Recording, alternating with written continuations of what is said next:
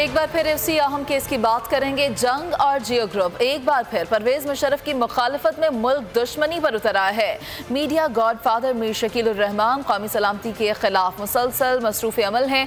पाक फौज और मुशर्रफ के खिलाफ प्रोपेगेंडे का कोई मौका हाथ से नहीं जाने दे रहे। सहाफती उसूलों को पामाल करते हुए परवेज मुशर्रफ को गद्दार कहना शुरू कर दिया है, जबकि अदालती फैसलों पर भी असरअंदाज होने की कोशिश की। मुशर्रफ की दरख्वास्त मुस्तरद होने की पेशगोई करके दिल की रंजिश जाहिर कर दी।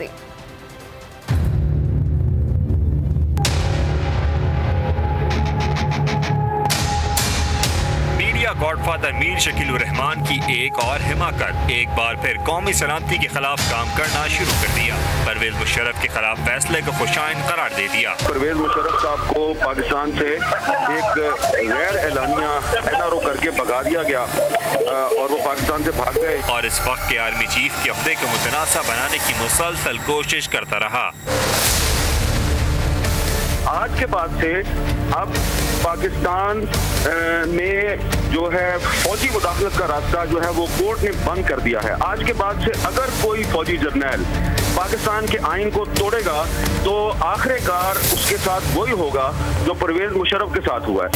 याद रहे, मीर शकील उर रहमान के चैनल जियो ने हामिद मीर पर कातिलाना हमले का जिम्मेदार उस वक्त के DGISI जहीरुल इस्लाम को दिया और मुसलसल 8 घंटे तक इस मुल्क मुखालिफ मुहिम को चलाता रहा, और वो भी बगैर किसी सबूत और शहादत के।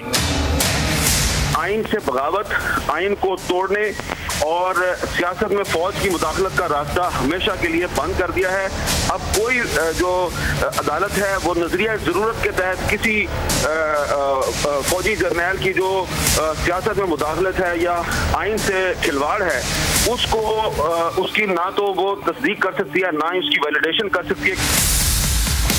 अब भी एक बार फिर मुल्क मुखालिफ एजेंडे पर काम करते हुए गैर जानिबदारी का मुजाहरा करने के बजाय साबिक आर्मी चीफ को गद्दार करार देने पर तुला हुआ है, जबकि इस फैसले को पाक फौज, हुकूमत, अटॉर्नी जनरल अनवर मंसूर, मुख्तलिफ सियासी हलकों और अवाम की अक्सरियत ने मुस्तरद किया। 2 जजेस जो हैं वो एक साबिक डिक्टेटर को सजाए मौत का फैसला सुना रहे हैं, तो इसका मतलब ये है कि पाकिस्तान में अल्टीमेटली आइन और कानून की बालादस्ती कायम होनी है। जियो ने अदालत में अपील से पहले ही अपील से फायदा न होने का ऐलान भी कर डाला। जब ये जाएंगे सुप्रीम कोर्ट में इसके खिलाफ तो वहाँ पर भी इनके खिलाफ कोई रास्ता नहीं है।